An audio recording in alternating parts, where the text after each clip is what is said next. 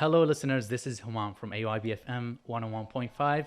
Today on our show, we have a very special guest joining us all the way from the U.S. Embassy in Baghdad, Danielle Korshak, the Information Officer of the Public Diplomacy Section. So in celebration of Women's History Month, we're delighted to welcome an esteemed guest who will shed light on the importance of this occasion and discuss the role of women in history and society.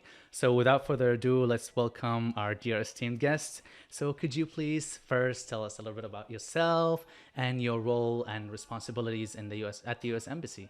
Sure. Well, thank you so much for having me. It's a pleasure to be here. It's a pleasure to have you too. Yes, so I am a U.S. diplomat. I currently work at the American Embassy in Baghdad, Iraq. I've been working here for several months now. Perfect. And I serve as the spokesperson. Amazing. Of the embassy. Fantastic. So if I kind of talk a little bit about diplomacy and being a U.S. diplomat, what that really means. Yeah. I know people have heard of diplomats and diplomacy, but like, what does that mean on a day-to-day basis? I sometimes find there's a disconnect. So as a diplomat, we have a clear mission. It is to carry out the foreign policy of the United States. So what does that really mean, right? That means we can advance business ties, so business relationships between the United States B2B and or Iraq. something like that. Yeah. We can provide consular services. So if you're traveling as a student to study in the United Barbecue States, trial. we can provide visas to facilitate that travel.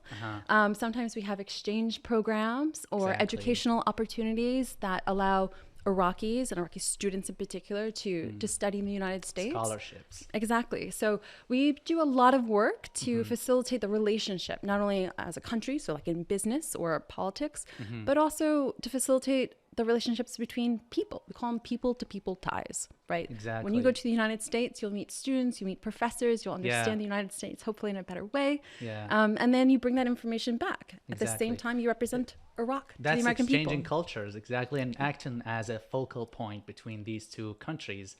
That's amazing. That's fantastic. And those are the kinds of relationships that are meaningful, that last generations. Definitely. It's a long-lasting relationship that has a very positive impact. So, this is the Women's History Month. It is. So we did actually here at AUIB did celebrate International Women's Day, and it was fantastic. And I think you've been there, right? I was there, yeah. What do you think about it? It's incredible. I was so honored to be there to honor International Women's Day, but March is Women's History Month. Yeah. And so, what's sort of the purpose of these international days or months? And in my mind, it's an opportunity to really think through and reflect upon women who have fought, frankly, very courageously over decades and years to advance equal rights, to advance democracy, justice, human rights, and human rights, not just in the United States, of course, that's where I'm from, but in Iraq and around the world. Yeah.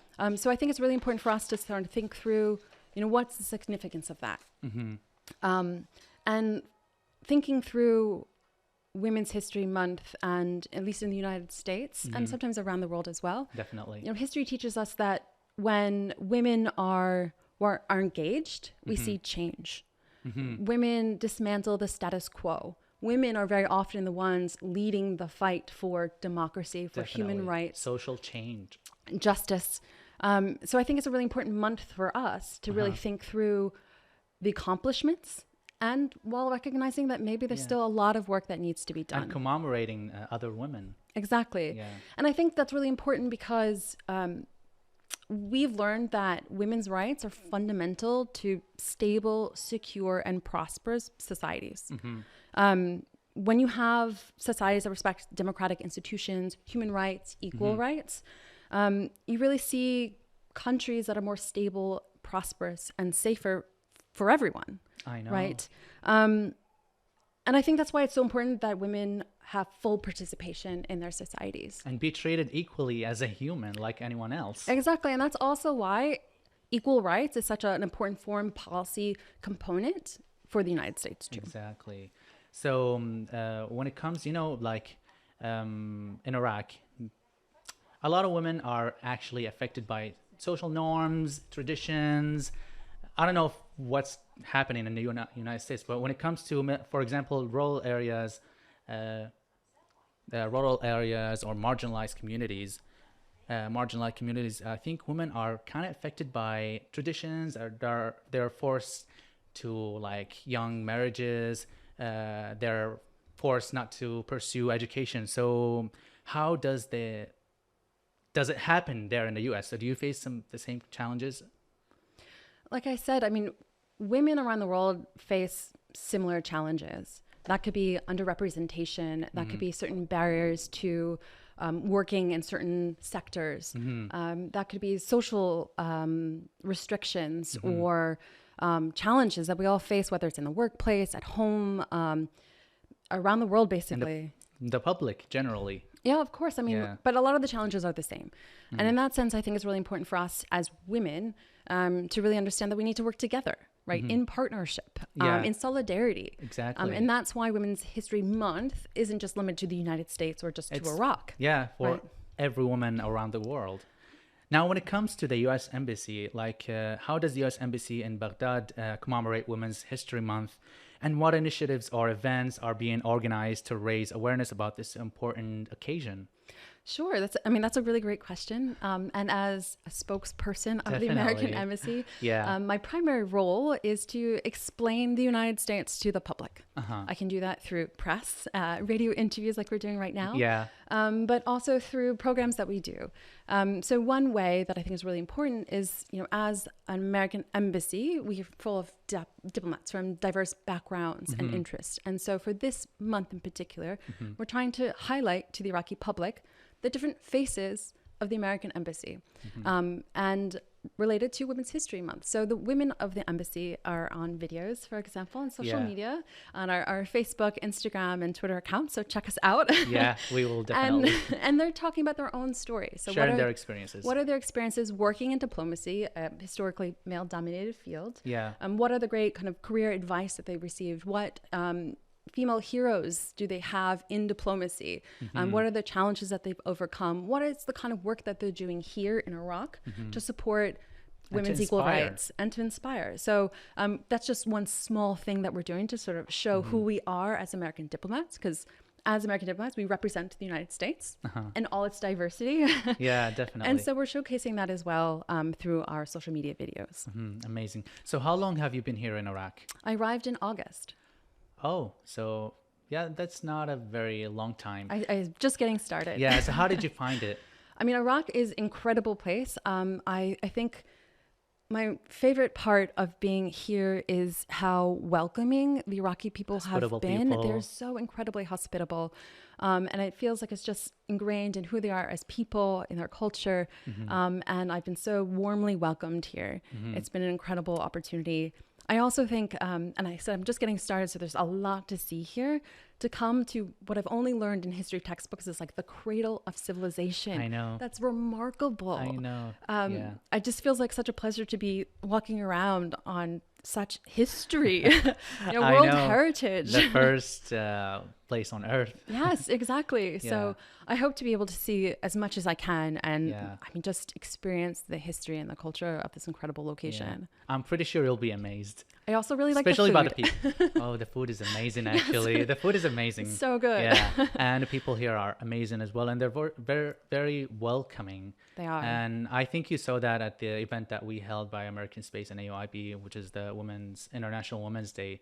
And they were so happy. Me personally, I was so happy to see people from all around the world coming together to share the same goal and, sharing the same inspiration. And that's, I think, what we're working on regardless of our gender. Exactly. And I felt that event that I went to was really inspirational to have a variety of women from different backgrounds, different countries, different experiences, different share ages about the same sort of values and hope and optimism for the future, for women's rights. And also to see and experience the women's band. I mean, so talented. So Maria, they were so amazing. They were. They were really incredible. So amazing. They had their voices all over the place. And playing and performing for an international community of people aligned representing Iraq, and they were representing the Sumerian culture and the Sumerian history. So that is what we're aiming for here in Iraq, is to represent our country in the very best possible way. The same thing that you're doing as a spokesperson here in Iraq, representing the US. So thank you for that, actually. So I think women here are being supported by the U.S. Embassy in terms of education and personal development. So is there any programs and scholarships that are specific for women here? Yes. So it is really important that we work in partnership, as I said before. I mean, working together to overcome common challenges. And with that in mind, I mean, first, I think it's about working with women here, understanding what their challenges are, where they see their own barriers, and listening to them. And only through that partnership can we then develop programs that really meet their needs, right? The United States has resources. We want to work with them. We have programs, but we have to make sure that they want them and that it works for them. Meeting their needs. Exactly. So in that sense, collaboration is the heart of what we do here. Yeah. So did you face any challenges by helping these women overcoming their challenges? So I would say that one, sort of understanding, the challenges that they face is key, right? And then two, sort of thinking through how can we work together for programs that meet those direct needs. So one in particular that I've heard is women's desire to work in science and technology sectors, right? Definitely. They're typically, and this is also true in the United States. And entrepreneurship as well. Exactly, underrepresented with women, right? And if you think about it, if we hope to overcome, the common challenges of our time, right, through scientific innovation and discovery, we really need to tap into the brightest minds of the world, right? Exactly. And that includes women. Of course, right? definitely. You can't come up with solutions that exclude half the population. We both have the same brain. And I know that there's a lot of very, very successful scientists. For example, the one that I was talking about in the morning is Maria Curie. She's a chemist.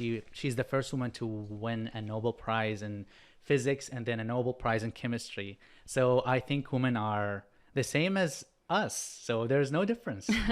And so for that in mind, women need to be represented in those kinds of sectors, but they need to be represented not only in good paying jobs, but in leadership positions and decision-making roles. So with that in mind, we came up with a couple of programs that we work with throughout the year. And this is just a small example of the many things that we do. So we try and give professional skills to Iraqi women to give them an advantage when applying for jobs, right? So some of those skills, for example, comes from a program called Hey Tech. You may have heard of it. Yeah. And it provides dozens of women the chance to learn coding skills, tech skills, tech sector certifications from Google and Microsoft, for example. Yeah. And basically have the opportunity to work with some of the brightest minds of the industry. We also have another program called Level Up. Yeah. You may have heard about. Yeah. And that is a program that provides computer management and English language skills to hundreds of women. Yeah. And if you think about it, entrepreneurship skills, how to manage your own business, leadership how to create skills, a small business, how to explain it in English, for example, which is such an important, as you know, fundamental skill. It is. In terms of business, for example, or just being able to connect with people internationally. So that's all the support that you provide for women. But when it comes to spreading awareness about the importance of women engagement, do you provide or do you have any initiatives for men to, because there's a lot of people are not very well educated about the human rights or the women rights specifically. So do you provide any awareness campaigns to let people know, hey, this is important and you should do this and not do that? Well, I think it's really important for us to be able to explain U.S. values, interests in foreign policy and what we're trying to do here. I think it's also important to listen to Iraqis, right? To make sure that we understand what they need and what they want. Definitely. And I think it's also important to be a platform so people can come together and convene and discuss ideas, interests, and a path for their own future. Definitely, sure. So before we wrap up, is there any message we would like to convey to our listeners regarding Women's History Month and the importance of gender equality? I think it's important, again, for the month of March that while it serves as an opportunity for us to kind of think through and reflect upon all of the accomplishments women in the United States and Iraq and all around the world have achieved for women's equality, human rights, democracy, and justice, the work extends beyond the month of March. It's all year round, every day. I know, yeah. And that takes a lot of courage, a lot of commitment, a lot of dedication, and a lot of collaboration and partnership, ultimately. Definitely. And I've said this before, and I'll say it again because I think it's key. When women are engaged in decision making, that affects their lives directly, countries are more stable, secure, and prosperous. Yeah, right? it'll be reflected on the community as well, positively. And so women should work together to overcome challenges. We should support each other in those efforts, and we should provide the opportunities to communicate, to talk through, and to find ways that we can help each other for the future. Mm-hmm. Amazing. Did I miss anything that is need to be mentioned? I would say that in terms of what we can offer in building people-to-people ties, I just want to make clear that we have a lot of opportunities for those listeners out there who are interested in definitely in learning more about what the United States Embassy here in Baghdad can offer you, whether that's professional development skills, whether that's cultural exchange opportunities or education.